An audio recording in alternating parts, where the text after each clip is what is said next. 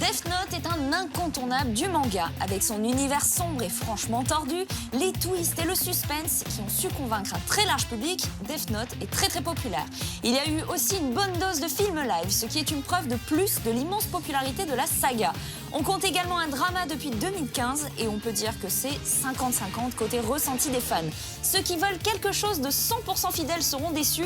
Light est un peu teubé, fan de Misa Misa qui, elle, grande surprise, n'est pas insupportable. Cela dit, ça montre une version légèrement différente et c'est ce qui rend le drama intéressant.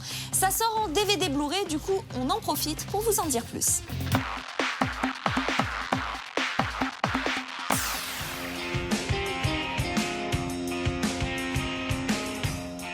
L'un des mangas les plus cultissimes de tous les temps n'en finit pas d'inspirer les cinéastes asiatiques. Après 3 films live et un animé, Death Note revient une nouvelle fois dans une version drama en japonais.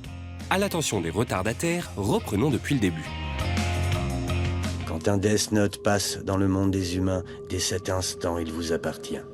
Autrement dit, maintenant, il est à toi.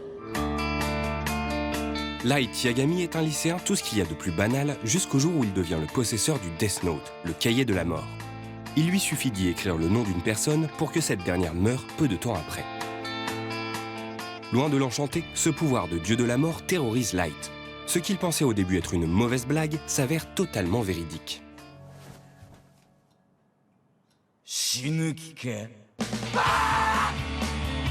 Le drama s'approprie l'histoire du duo Obata et Oba et la ressort à sa sauce. Si les scènes sont fidèles au manga d'origine, la chronologie, elle, a été quelque peu modifiée.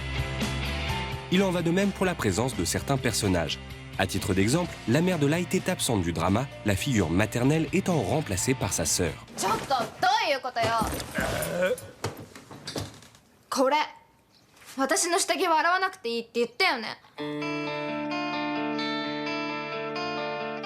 Ces petits changements n'affectent en rien la cohérence de l'histoire et apportent au contraire un petit plus. Le casting est physiquement assez fidèle au chara-design d'origine, même si l'acteur qui incarne Light a ses 28 ans au compteur.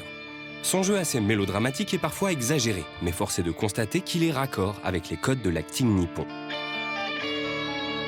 En revanche, on adhère totalement au L de Kento Yamazaki. Celui qu'on a pu voir dans Orenji parvient à faire ressortir le caractère perché de L.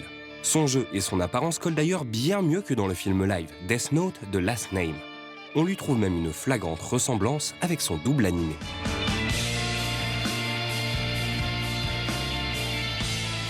Le gros point noir, et c'est le cas de le dire, c'est le personnage de Ryuk, l'ange de la mort.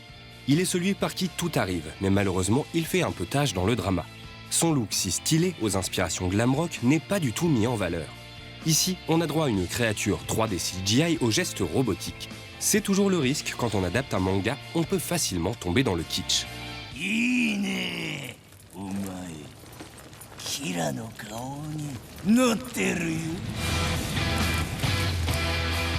Le drama Death Note n'est pas incroyable, mais on salue l'effort de réalisation.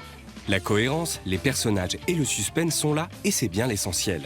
Au final, si ce n'est à quelques légers détails près, on se laisserait totalement embarquer.